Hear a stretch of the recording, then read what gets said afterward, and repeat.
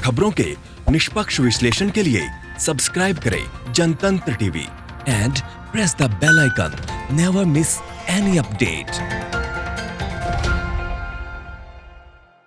पंकज चतुर्वेदी हमारे संवाददाता हमारे साथ जुड़ गए हैं ज्यादा बातचीत के लिए। पंकज, क्या कुछ जानकारी मिल पा रही है? ट्रेन फिलहाल लखनऊ पहुंच चुकी है और कई सारे ऐसे मजदूर हैं जो इस खुशी में हैं कि जल्द से जल्द वो अपने घर पहुंच जाएंगे। अंशका, खुशी क्यों ना हो जब इनका रोजगार छिन गया हो, जिनके पास खाने के पैसे ना हो। लगातार वो मांग कर रहे थे कि उनको अपने गृह प्रवेश यानी उत्तर प्रदेश जाना, जहाँ के रहने वाले हैं। केंद्र सरकार ने निर्णय लिया कि उनको ट्रेन के जरिए उनके राज्यों को छोड़ा जाएगा। हालांकि इससे पहले योगी आदित्यनाथ की सरकार ने हरियाणा और भोपाल के मजदूरों को लेकर के आई थी। आज नासिक से मुंबई, महाराष्ट्र के जो उत्तर प्रदेश के लोग थे रोजी रोटी के लिए गए, आज वापस आ रहे हैं, क्योंकि इन दिनों कल कारखाने और जो भी जहां नौकरी कर रहे थे लॉकडाउन की वजह से बंद है और मुंबई सबसे ज्यादा प्रभावित है।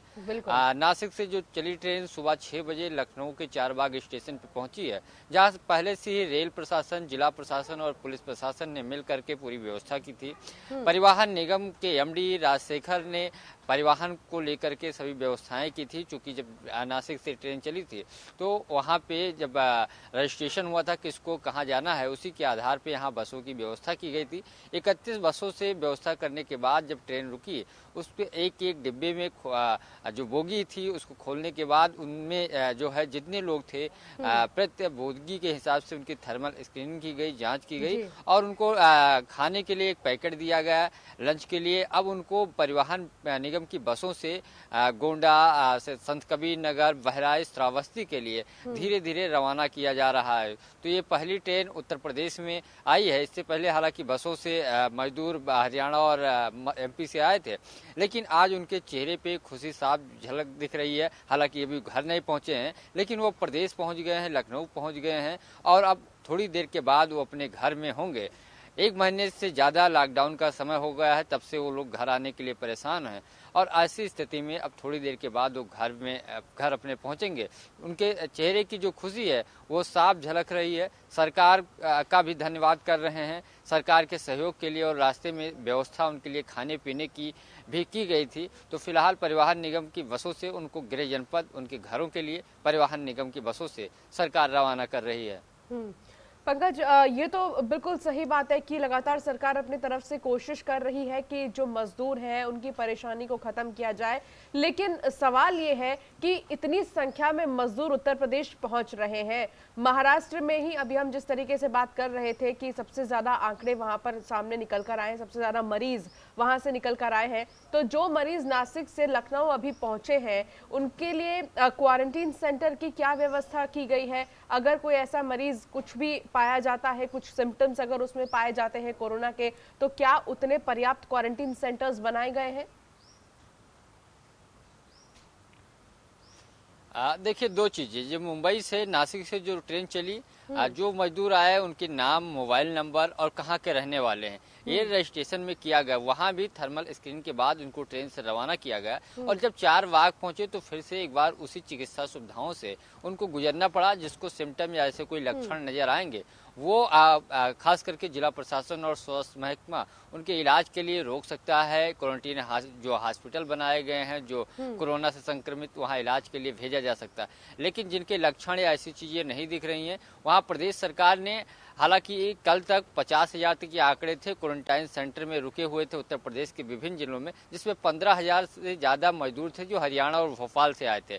सरकार का दावा है कि 10 लाख ऐसे क्वारंटीन सेंटर चिन्हित किए गए हैं जहां जरूरत पड़ने पे जो मजदूर आ रहे हैं, क्योंकि उत्तर प्रदेश के श्रमिक बहुत ज्यादा अन्य राज्यों में रोजी रोटी नौकरी, तो उनके लिए पर्याप्त व्यवस्था की गई। क्योंकि सभी शैक्षिक संस्थान बंद हैं, चाहे वो निजी हों या सरकारी हों। जो प्राइवेट हॉस्पिटल हैं या होटल हैं, इन सबको क्वारंटाइन सेंटर में, या कोई बड़ा आश्रम है, इन सबको क्वारंटीन सेंटर में तब्दील किया जा रहा है। और प्रदेश ने 10 लाख ऐसे स्थान को या ऐसे संस्था या कॉलेज या ऐसी चीज़ों को चिन्हित किया है जहां पे क्वारंटीन सेंटर बनाया जाएगा, जहां पे व्यवस्थाओं को जैसे जैसे मजदूरों की संख्या आ रही है वहाँ पे वो व्यवस्थाएं और लगातार की जा रही हैं। क्योंकि पहले सारी व्यवस्थाएं हैं बस इतना है कि वहाँ पे बेड की व्यवस्था करनी है। तो जिस हिसाब से मजदूरों की संख्या आ रही है, संबंधित जिलों को पहले इन्फॉर्म कर दिया जा रहा है, क्योंकि पहले ही पता हो जा रहा है कि किस जिले के मजदूर कहाँ के जो श्रमिक हैं, जो लोग हैं, कहाँ किस किस जिले के कितने हैं। तो सभी जिला अधिकारियों को और पुलिस कप्तानों के साथ साथ जो शिक्षा विभाग के अधिकारी हैं, चूंकि जिले में सबसे ज़्यादा शैक्षिक संस्थान को ही क्वारंटाइन सेंटर के रूप में तब्दील किया गया है, तो इन सबको निर्देश दिया गया है।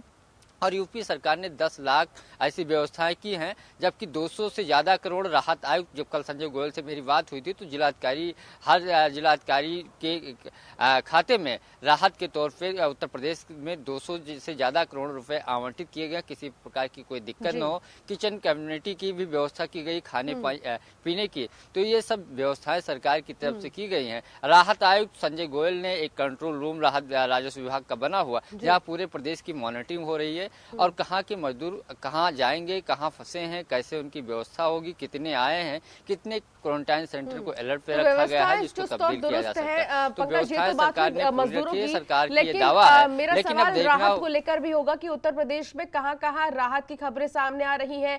फिलहाल कितने एरियाज को रेड जोन में कन्वर्ट किया गया है? क्या अभी कोई ऐसे जोन है जहां पर कुछ छूट दी गई है? देखिए, छूट 4 मई के बाद, यानी लॉकडाउन 3 मई तक है और उसके बाद जो नई गाइडलाइंस आई है उसके अनुसार 4 मई के बाद या 4 मई से छूट दी जाएगी। अभी फिलहाल उस पर बैठक है। हालांकि जो छोटे मोटे उद्योग थे, पिछले दिनों ही मुख्यमंत्री ने उसमें कई जगह जो काम शुरू होने लायक थे वो शुरू हो चुके हैं। ईंट भट्ठा निर्माण से जुड़ी चीज़ें शुरू हो चुकी हैं। कल मुख्यमंत्री ने बैठक में कहा, अगर चीनी मिलें चल सकती है प्रदेश में सोशल डिस्टेंसिंग का पालन कराते हुए, तो उद्योग क्यों नहीं चलता है, उसी के आधार पर उसको भी चलाया जाए। फिलहाल 4 तारीख के बाद, चूँकि केंद्र सरकार की जो गाइडलाइन आई है उसके मुताबिक 3 तक लॉकडाउन है और 3rd लॉकडाउन पार्ट जब शुरू होगा तो उस दौरान जो अलग अलग जोन बांटे गए हैं, red zone, yellow zone, green zone, उस अनुसार छूट प्रदेश सरकार, हालांकि केंद्र की एडवाइजरी आई है, उत्तर प्रदेश सरकार वही लागू करेगी। लेकिन कुछ उसमें संशोधन या कुछ चीजें ऐसी है जो उत्तर प्रदेश की वास्तविकता के हिसाब से जिलों की क्या स्थिति है उस पर निर्णय लेगी। जैसे बाराबंकी अभी तक ग्रीन जोन में था, लेकिन आज कोरोना पॉजिटिव के केस आने के बाद उसको दूसरे जोन में तब्दील कर दिया गया। तो वर्तमान स्थिति क्या है, वर्तमान हालात क्या है, उस पर सरकार निर्णय लेगी। चलिए पंकज, बहुत शुक्रिया इस तमाम जानकारी के लिए। खबरों के निष्पक्ष विश्लेषण के लिए सब्सक्राइब करें Jantantra TV and press the bell icon. Never miss any update.